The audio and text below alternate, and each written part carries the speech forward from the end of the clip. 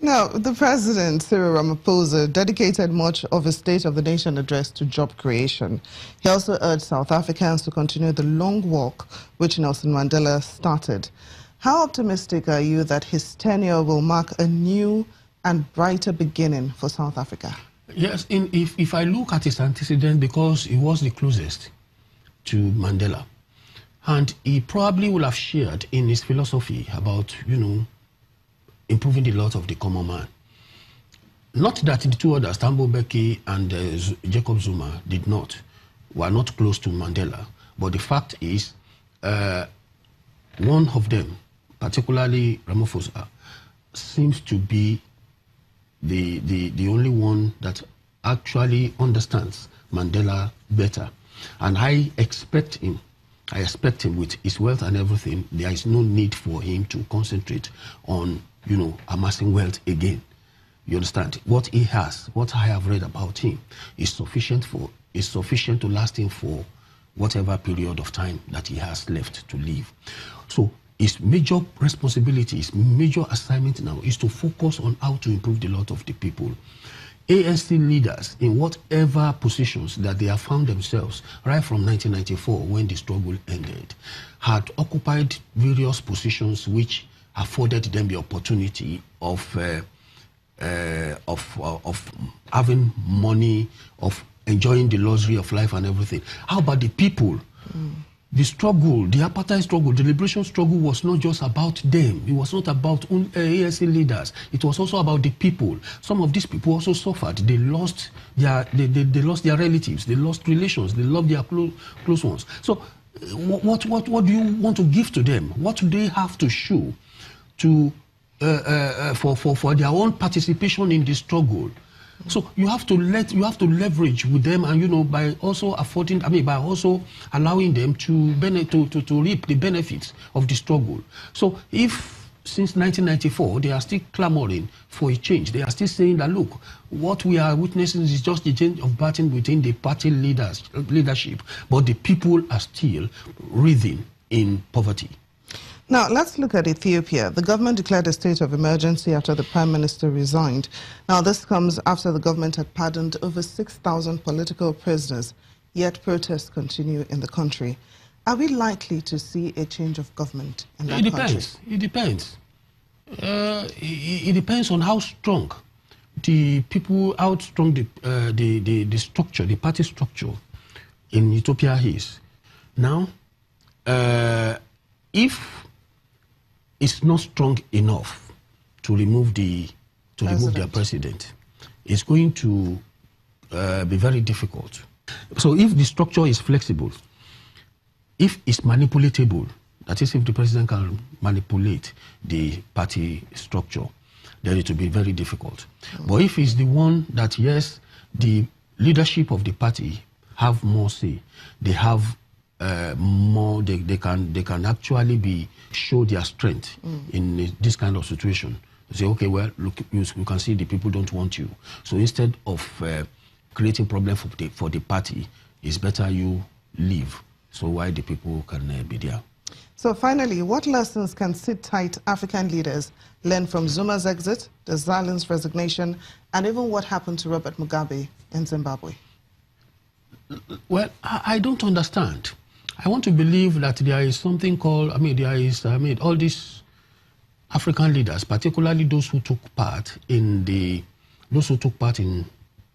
nationalist struggle for independence and everything in their various countries, feel that it is an entitlement. They have this entitlement mentality that, we were the people who suffered for this independence, so and as such we will sit down there until we are going to die. No, it doesn't work that way. It doesn't work that way. There are prescribed periods, there are prescribed timelines for everybody, anybody in power. It's not a monarchy. It's not a kingdom. It's not a situation, it's not an hereditary position. It's a constitutional thing. So if it is 4 years, spend 4 years and go. If it is 8 years, spend 8 years and go. So I don't understand why. So I believe that they should learn a lesson. But, well, it's difficult for African leaders to learn lesson. Thank you very much for coming on Diplomatic Channel. You're welcome.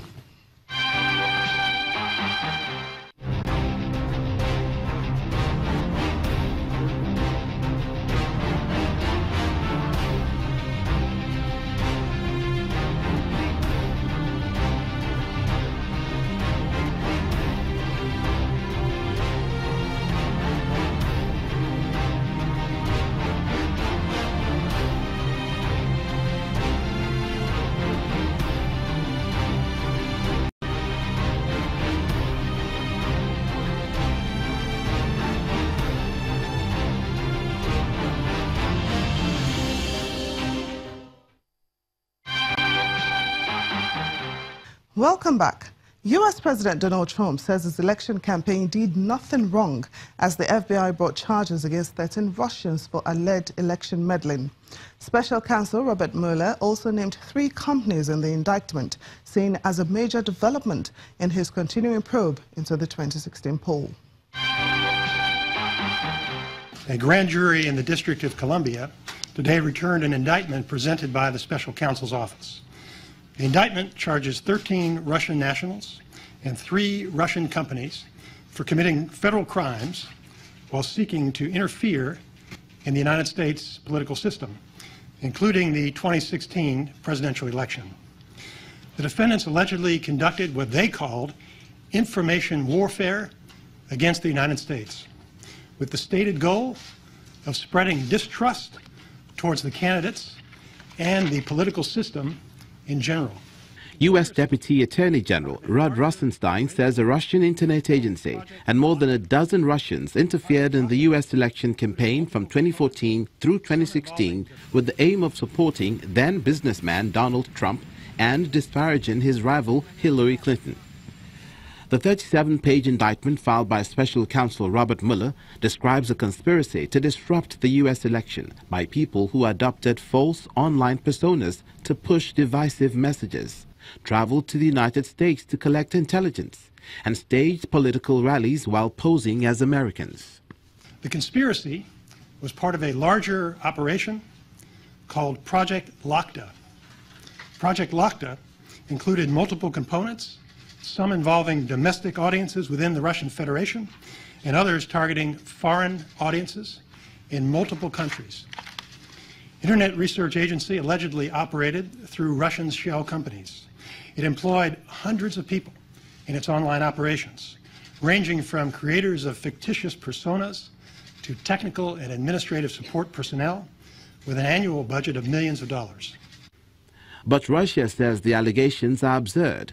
Instead, a foreign ministry spokeswoman says Moscow has tangible evidence of the destructive interference of some Western countries in Russia's domestic affairs ahead of a presidential election next month.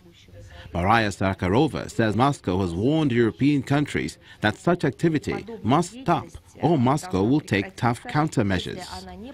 Meanwhile, the man in the eye of the storm, Donald Trump, remains defiant. The indictment broadly echoes the conclusions of a January 2017 U.S. intelligence community assessment, which found that Russia had meddled in the election and that its goals eventually included aiding Trump.